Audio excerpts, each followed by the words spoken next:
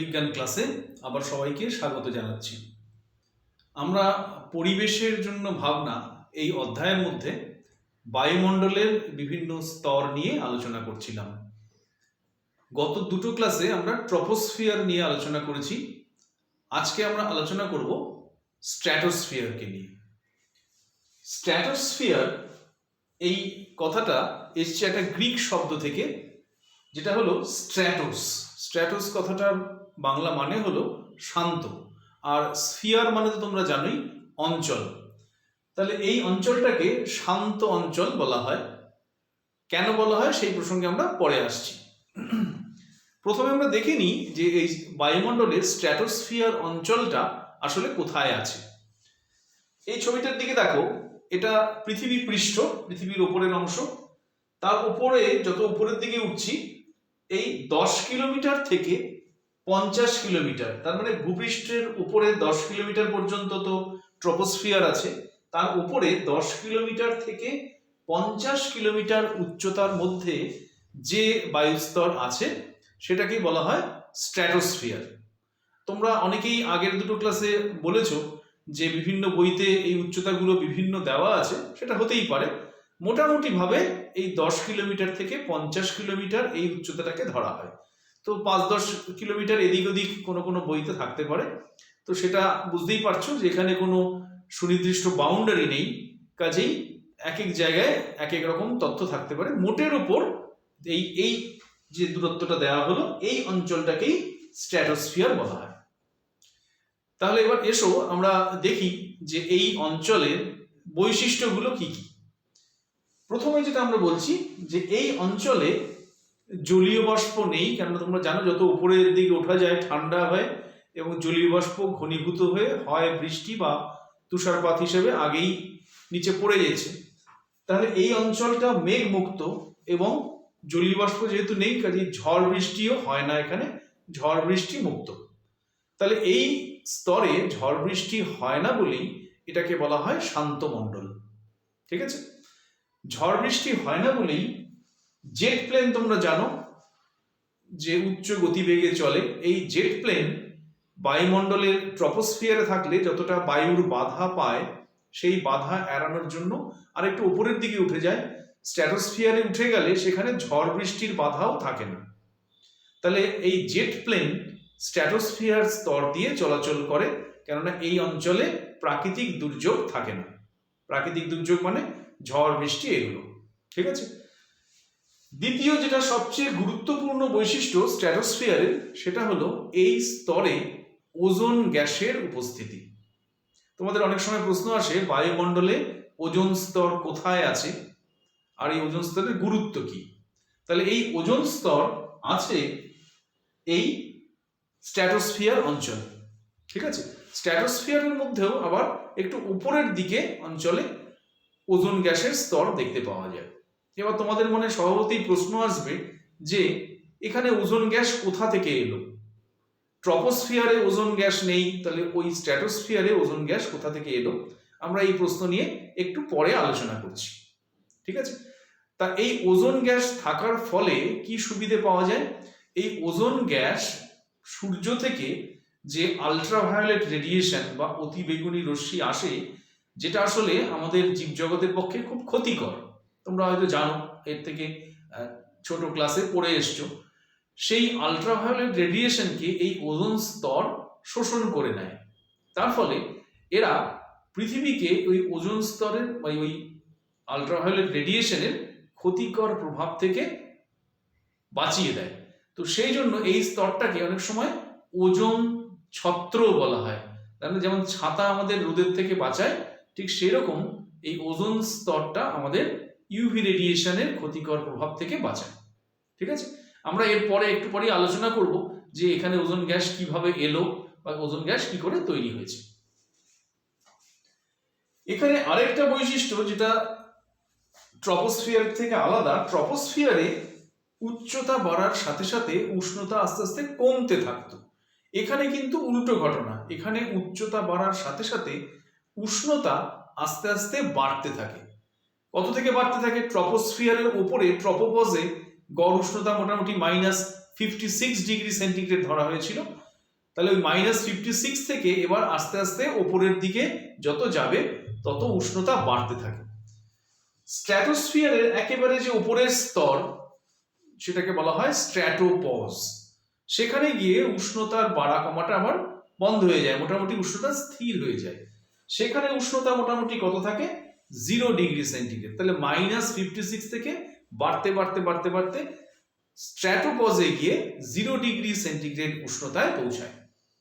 ঠিক আছে, এবারে আমরা আলোচনা করব যে এই স্ট্র্যাটোস্ফিয়ারে ওজোন স্তর কিভাবে তৈরি হলো। আমাদের ট্রপোস্ফিয়ারে অক্সিজেন আছে কিন্তু ওজোনের সেরকম কোনো উপস্থিতি নেই। স্ট্র্যাটোস্ফিয়ারে কিভাবে ওজোন তৈরি হলো এটা নিয়ে আমরা আলোচনা করব।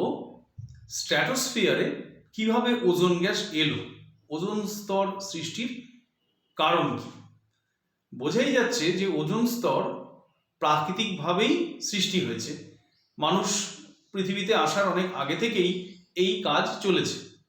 এখন বর্তমানে মানুষের কিছু কিছু কাজকর্মের ফলে এই ওজোন গ্যাসের স্তর নষ্ট হয়ে যাচ্ছে বটে, কিন্তু মানুষের আবির্ভাবের বহু আগে থেকেই প্রাকৃতিকভাবেই এই বায়ুমণ্ডলে ওজোন স্তর তৈরিও হচ্ছে, আবার ধ্বংসও হচ্ছে। চলো দেখে নেওয়া যাক সেটা কিভাবে হচ্ছে। আর স্ট্র্যাটোস্ফিয়ারে উচ্চতা বাড়ার সাথে সাথে উষ্ণতা বেড়ে যাওয়ার পেছনে কারণটা ঠিক কি। দেখো, আমরা আলট্রাভায়োলেট রেডিয়েশনের নাম বোধহয় সবাই জানি, অতি বেগুনি রশ্মি। এবার এই যে বিভিন্ন নাম জানি আমরা, ইনফ্রারেড রশ্মি, দৃশ্যমান আলো, এক্স রশ্মি, এই বিভিন্ন রশ্মিগুলোর মধ্যে পার্থক্য কি? পার্থক্য হচ্ছে এদের তরঙ্গ দৈর্ঘ্যে। ঠিক আছে, এই বিভিন্ন তরঙ্গ দৈর্ঘ্যের সীমানার মধ্যে থাকা তরঙ্গকে আমরা একটা নাম দিই। যেমন ধরো দৃশ্যমান আলো, মানে যেই আলো আমাদের চোখে পড়লে দেখার অনুভূতি তৈরি হয়, সেই দৃশ্যমান আলোর তরঙ্গ দৈর্ঘ্যের সীমা হলো 400 থেকে 750 ন্যানোমিটার। ঠিক আছে, আর এই আলট্রাভায়োলেট রেডিয়েশন, এটার রেঞ্জ মোটামুটি এই 100 ন্যানোমিটার থেকে 400 ন্যানোমিটারের মধ্যে যে তরঙ্গ দৈর্ঘ্যের রেডিয়েশন গুলো আছে তাদেরকে আমরা আলট্রাভায়োলেট রেডিয়েশন বলি। ঠিক আছে, এবার এই আলট্রাভায়োলেট রেডিয়েশন তো একটা রেঞ্জের তরঙ্গ দৈর্ঘ্যকে বলা হয়।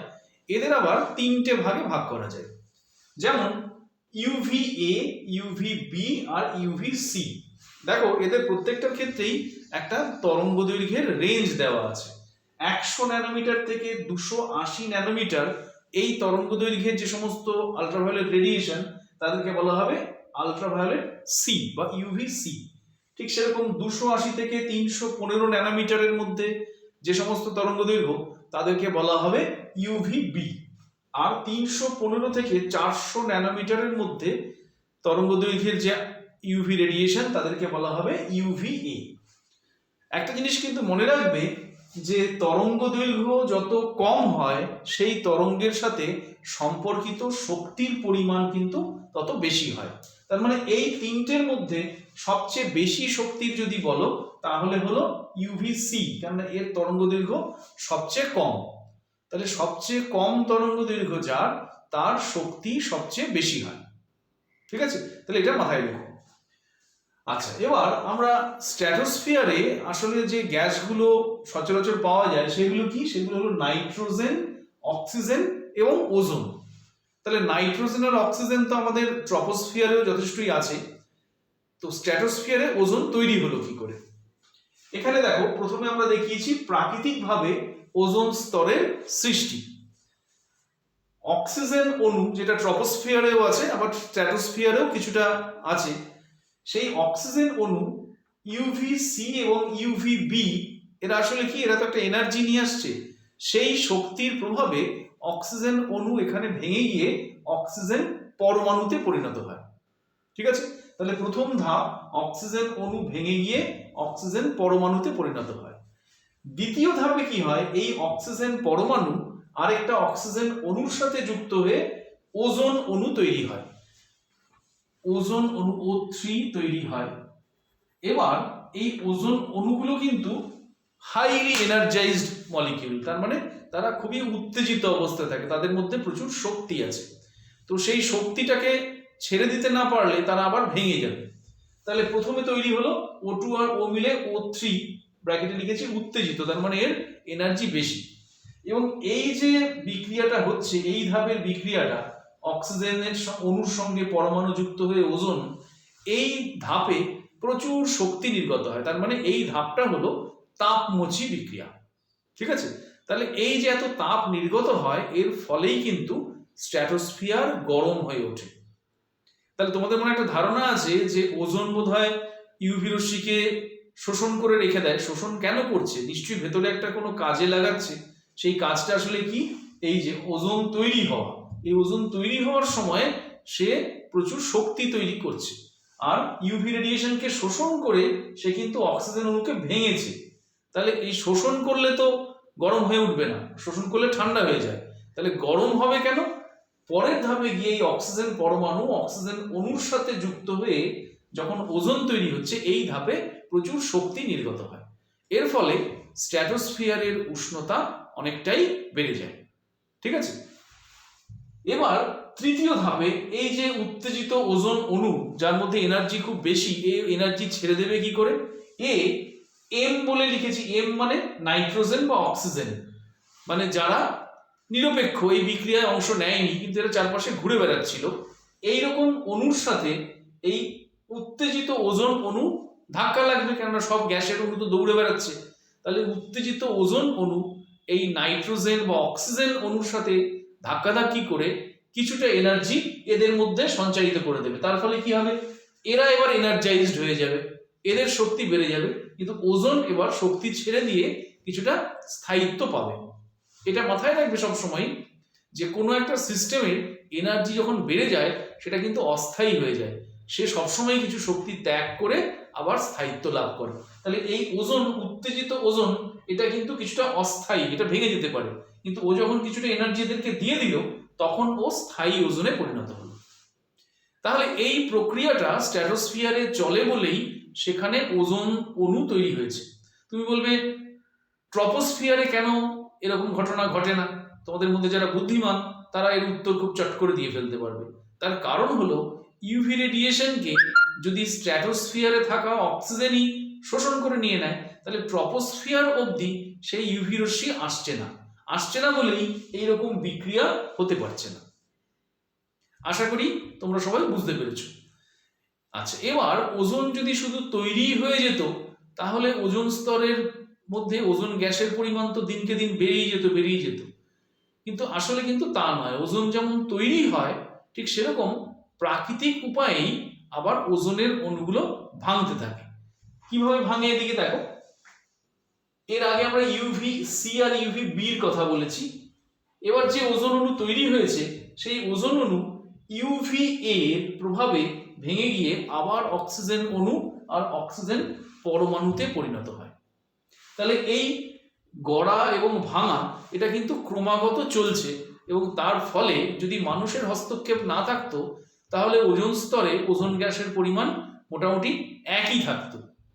এখানে একটা হিসেব লিখেছি, বিজ্ঞানীরা হিসেব করে দেখেছেন যে প্রতিদিনে গড়ে 3,50,000 মেট্রিক টন ওজোন গ্যাস স্ট্র্যাটোস্ফিয়ারে তৈরি হচ্ছে আবার ধ্বংস হয়ে যাচ্ছে।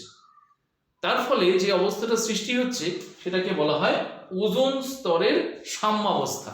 সাম্যাবস্থা মানে কি? যেখানে কোনো কিছু পরিবর্তন হচ্ছে না, ওজোনের পরিমাণ বাড়ছেও না কমছেও না।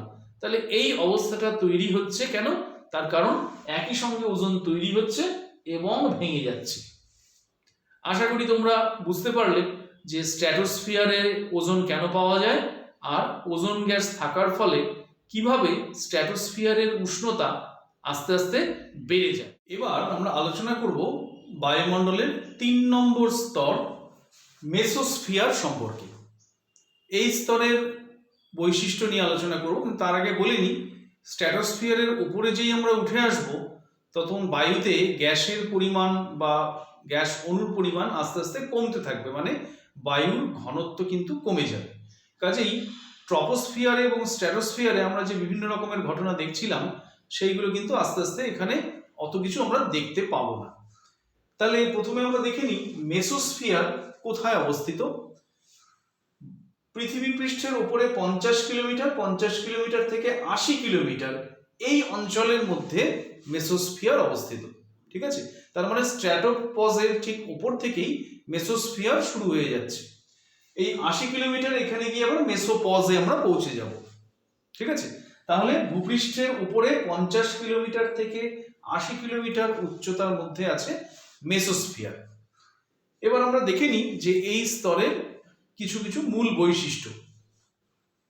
1 নম্বর বৈশিষ্ট্য হলো, তোমাদের অনেক সময় পরীক্ষায় দেওয়া হয় যে বায়ুমণ্ডলের শীতলতম স্থান কোনটি বা শীতলতম অঞ্চল কোনটি, সেটা হলো কিন্তু এই মেসোস্ফিয়ার। এখানে উচ্চতা বাড়ার সাথে সাথে উষ্ণতা কমতে থাকে এবং এখানে সর্বোচ্চ অংশে দেখা যায় যে উষ্ণতা মোটামুটি -83 ডিগ্রি সেন্টিগ্রেড থেকে -100 ডিগ্রি সেন্টিগ্রেড পর্যন্ত পৌঁছে যায়। তার মানে এখানে এতটাই ঠান্ডা। তাহলে মনে রেখো, মেসোস্ফিয়ার হলো বায়ুমণ্ডলের শীতলতম স্থান এবং এখানে ট্রপোস্ফিয়ারের মতোই উচ্চতা বাড়ার সাথে সাথে উষ্ণতা কমতে থাকে। ঠিক আছে। 2 নম্বর, বায়ু এখানে খুব কম আছে, বায়ুর ঘনত্ব খুব কম, তার ফলে এখানে বায়ুর চাপও খুবই কম হবে। ঠিক আছে, তাহলে দ্বিতীয় পয়েন্ট হলো এখানে বায়ুর চাপ খুব কম। 3 নম্বর, দেখো এই অঞ্চলের বায়ুতে জলীয় বাষ্প তো নেই, ধূলিকণাও প্রায় নেই বললেই চলে। কিছু কিছু গ্যাসের অণু আছে আর কিছু কিছু আয়ন আছে। কি কি আছে? নাইট্রোজেন গ্যাস আছে, অক্সিজেন গ্যাসের অণু আছে, O2+ এই আয়ন আছে, NO+ এই আয়ন আছে। তার মানে এদের উপস্থিতি বিজ্ঞানীরা পরীক্ষা করে বুঝতে পেরেছেন এই স্তরে। 4 নম্বর পয়েন্ট, তোমরা অনেকে জানো যে উল্কাপিণ্ড পৃথিবীর দিকে মাঝে মাঝেই ধেয়ে আসে। প্রতিদিনই সারা দিন রাত 24 ঘন্টায় অসংখ্য উল্কাপিণ্ড আসলে পৃথিবীর দিকে ধেয়ে আসে। সবগুলো যদি পৃথিবীতে এসে পড়তো তাহলে আমরা রাস্তায় হাঁটতে পারতাম না, কখন কার মাথায় এসে একটা উল্কাপিণ্ড পড়লো। এবং উল্কাপিণ্ডের সাইজ কিন্তু খুব একটা ছোট হয় না। কিন্তু আমরা এরকম সবসময় উল্কাপিণ্ড পৃথিবীতে এসে পড়তে দেখি না। কোনো কোনো জায়গায় উল্কাপিণ্ডের দেখা মেলে, যেখানে বহুদিন আগে উল্কা পড়েছিল সেটাকে হয়তো কোনো জাদুঘরে রাখা হয়েছে বা কোনো মাঠের মধ্যেও পড়ে আছে, সেটাকে চারপাশ দিকে ঘিরে সংরক্ষণ করা আছে, মানুষ গিয়ে দেখতে পারে। কিন্তু সচরাচর রাস্তায় বেরোলে মাথায় উল্কাপিণ্ড এসে পড়ে না। তার কারণ কি? উল্কাপিণ্ডগুলো যখন তীব্র গতিবেগ নিয়ে বায়ুমণ্ডলে প্রবেশ করে তখন এই মেসোস্ফিয়ারে এসে যে সামান্য অক্সিজেন পায় তাদের সাথে ঘর্ষণের ফলেই এটা জ্বলে ওঠে, মানে অক্সিজেনের সাপোর্ট পেয়ে যায়। এই অঞ্চলের ঢোকার পরই এই উল্কাপিণ্ডগুলো জ্বলতে শুরু করে এবং তার বেশিরভাগটাই ভস্মীভূত হয়ে যায়। তার মানে ছাই হয়ে যায়। ছাই হয়ে যায় মানে তার আর ওই কঠিন অবস্থা থাকে না। তাহলে ছাই হয়ে যাওয়ার পর সে ভাসতে ভাসতে মিলিয়ে যায়।